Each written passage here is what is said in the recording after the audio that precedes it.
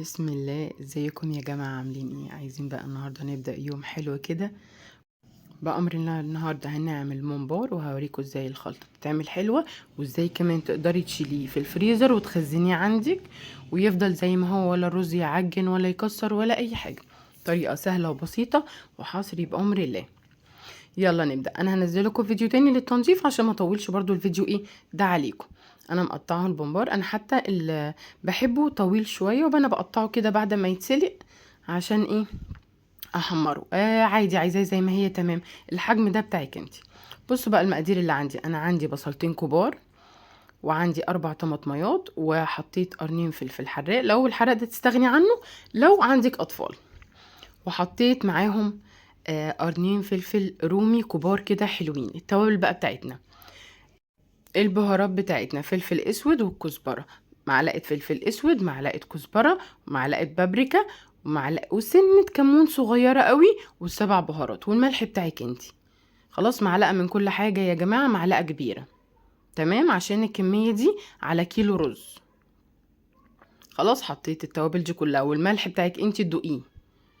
عايزه تزودي التوابل زودي برضو، دي ترجع لك انتي. الملح بقى برضو ده تقديرك انتي، عشان في ناس بتحب ملح خفيف ملح قليل. هحط بقى التوابل على البصلايه وافركهم كويس. الخطوه دي يا جماعه بتخلي الطعم في حته تانية. خلاص بس انا افركهم كده كويس مع بعض، وابتدي بقى احط الطماطم والفلفل الحراق. استغني عنه لو عندك اطفال. ما عندكيش اطفال تمام، لو هم متعودين برضو على الحاجات السبايسي فحلو جدا، بيدي نكهه حلوه. خلاص، برضو كل ده بصوا بخلطهم كويس قوي مع بعض. وهحط الخضره دي. اعتبري ان انا حطيت كوبايه ونص خضره من الثلاث خضرات: بقدونس، كزبره، وشبت. عايزه تزودي زودي. انا المقدار ده تقريبا كان كوبايتين او كوبايه ونص، يعني كوبايتين الا.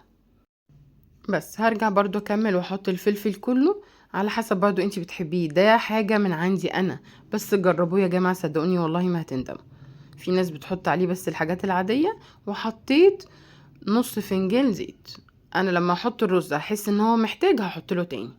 هتلاقوني زودت شويه الزيت وزودت الفلفل، واقلبهم حلو قوي قوي قوي. واحط طبعا 3 معالق صلصه كده كبار حلوين.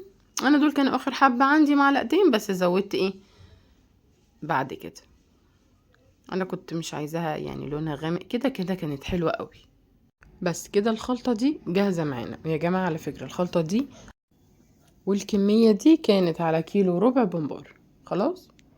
بعد ما خلصت كده هعمل على فكره الرز اللي اتفضى يا جماعه انا ما عنديش مشكله فيه، وحشيته فلفل هوريهولكم ان شاء الله في الفيديو اللي جاي. عملته يوم تاني باكله تانية.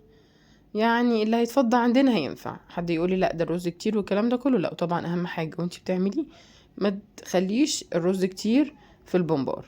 دي حاجه معروفه جدا، لازم تبططيه كويس قوي. وهوريكم في الفيديو ازاي. بس احنا كده خلطتنا جاهزه. هنبتدي بقى نحشي. هوريكم طبعا اول كام واحده، وبعد كده اخلص الكميه كلها باذن الله نعمل بقى الميه بتاعته عشان نسلقه. بصوا يا جماعه انا بفتحها كده بصباعين. خلاص، وبالصباعين الكبار بفضل ادخل ادخل الرز كده شمال ويمين. ممكن بقى تمسكيها بالطريقه دي تانية. بصي بتفتحيها من الجنب وتبتدي تحشي الحشو بقى ده. الطريقه دي بتاعتك اللي يريحك اللي تعرفيه. في ناس تقولك لا بنحط شويه ميه عشان تزحلق. لا، الزيت هيقوم بزحلقه الرز عشان تعرفي تمشيه بسرعه.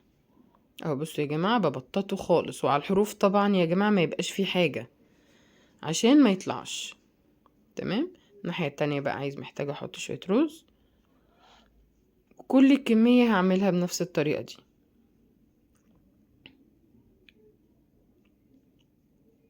طريقة سهلة وبسيطة جدا جدا جدا. وعلى فكرة انا حتى لو عملت كمية اكتر من كده، اللي بيتفضى بسيبه مسلوق، بشيله في علبة في الفريزر، ما بيحصلوش اي حاجة. طلعه اي وقت، اسيبه ساعتين بره، ساعة على حسب احنا في الصيف او الشتاء، وبعد كده اقليه كأنه لسه معمول. الناس تقولك لا الحاجة في الفريزر، لا، عشان كمان في رمضان والايام اللي جاية الواحد ساعات بيحب يسهل على نفسه، يقدر يقعد يقرأ قرآن، يعني يستفيد بالشهر الكريم. فطبعا عشان ما نقفش كتير في المطبخ بنبقى مجهزين ومفرزين. وطبعا الفيديوهات اللي جايه هفرز لكم طبعا البسله والقلقاس والخضار عشان يقعد معانا ويعيش بطريقه فتره طويله عقبال شهر رمضان بفضل الله. هيبقى فيه فيديوهات حلوة قوي قوي قوي هتعجبكم بأمر الله. اهو بصوا يا جماعة بوريكم ازاي مبطط مفهوش رز كتير. انا بقى هخلص الكمية دي كلها وارجع لكم عشان نسلقه ونقليه. بصوا بقى يا جماعة في طريقة اهي، بحط بصباعين كده واتنيه حروفه اهي وافضل احشيه. اي بنوتة جميل متعرفيش كل حاجة سهلة، اول مرة بس هتبقي تلاقي نفسك متلخبطة معكوكة في الحاجة، بس امشي خطوة بخطوة زي في الفيديو، صدقوني هتبقى بسيطة وسهلة جدا جدا جدا. المرة الجاية هعمل لكم بقى البومبار البابس اللي هو الصغنون ده للاولاد، وكل طريقة ان شاء الله حلوة بتنزل ترندات وكده هنعملها مع بعض. انا ده كنت عشان عاملاه كده ما كنتش عايزه اعمل بابس الصغير ده، فانا عملته كده. بص دي لقيتها كبيره قصيتها. بس بقى انتي بوريكم انتوا تقدروا تتحكموا ايه في الحجم. بصي واحده كبيره وواحده صغيره، اللي انتي عايزاه اللي انتي عايزاه هتقدري تتحكمي فيه. دي بتاعتك انتي يعني براحتكوا خالص، عايزينه كبير عايزينه صغير ما فيهاش اي مشكله. بصوا بسم الله ما شاء الله كان سهل جدا والخلطه حلوه واتفضى منها. وهوريكم في الفيديو اللي بعد ده على طول بأمر الله ان انا استفدت بالرز ده وعملت منه محشي فلفل هيعجبكم جدا برضو. وعشان طبعا تقولي لي ايه ده طب ازاي وده ني في ني والرز ما فيهوش صلصه كتير، لا الخلطه اللي حطيتها عليه عشان يستوي كان فيها صلصه وظبطتها. بصوا بقى يا جماعه خلاص كده انا عملت كل الكميه بامر الله. جبت ميه مغليه وحطيت فيها بصلايه وجزرايه، حطيت فلفل اسود حب عشان ما يغمقش بس اللون، وحبهان وورق لورا بس. احنا مش محتاجين اكتر من كده. طبعا حله شويه ملح بسيط قوي، حله تكون كبيره يا جماعه عشان ما يبقاش مزنوق لان هو بينفش، حله تكون كبيره عن الكميه. بص اهو واسقط بقى واحده واحده امسكها من فوق كده. بصوا يا جماعه بتلم على طول ازاي، الله اكبر اهي ما شاء الله. بصوا وحروفها عشان ما فيهاش رز بتقفل، لكن لو حروفها مليانه رز ومفتوحه هتلاقيها كل الرز اللي فيها طلع. وهوريكم ان الشوربه بعد ما خلصت ما كانش فيها رز كتير والحمد لله بامر الله ما فرقعش ولا اي حاجه. يا جماعه البومبار ما يقعدش اكتر من 10 دقايق عشان الرز بتاعه يكون استوى، والميه طبعا بتبقى سخنه. هم 10 دقايق. عايزه تتاكدي هتمدي ايدك كده بالمغرفه لتحت تجيبي رزايه. طالما جبتي رزايه تمام. البومبار طالما متنضف ومن مكان مضمون ما بياخدش سوا. هم 10 دقايق بالظبط تكون الميه بتغلي على نار عاليه. هم 10 دقايق وتطلعي البومبار بتاعك في المصفى لان هو كمان السخونيه هو ما بيتشتفش، السخونيه بتاعته بتكمل سواه. بصوا ما شاء الله الله اكبر. خلصت اهو بكل سلاسة وسهولة وألف هنا وشفا علينا بأمر الله. يا جماعة عايزة أفكركم بقى اللي ما اشتركش في القناة أول مرة يتابعني يشترك في القناة ويفعل الجرس ويكتب لي كومنت حلو ويقول لي هو بيتابعني منين، وما تنسيش بقى شير شير شير. بصوا بقى يا جماعة اهو 10 دقايق. بصوا أنا قاعدة بجيب مغرفة من تحت ما كانش فيه رز والحمد لله ما فيش حاجة فرقعت. بصوا أنا كنت عاملة أحجام بقى، اللي بيحب واحدة صغننة كبيرة زي ما انتوا عايزين. الكبير ده انا كنت ساعات بقطعه كده 3 ولا حاجة واقليه عادي انت عايزة بقى. بصي ما شاء الله بس هو كان سخن جدا مش قادرة امسكه.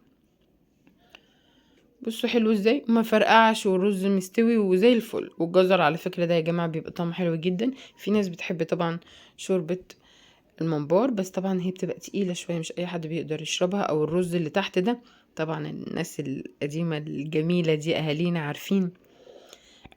كنا نحط بقى شوية الرز كده بشوية شوربة وناكلهم كده ايه بالمعلقة بتاعة السلق مطرح الشوربة بتاعة الممبار السلق بتاعه.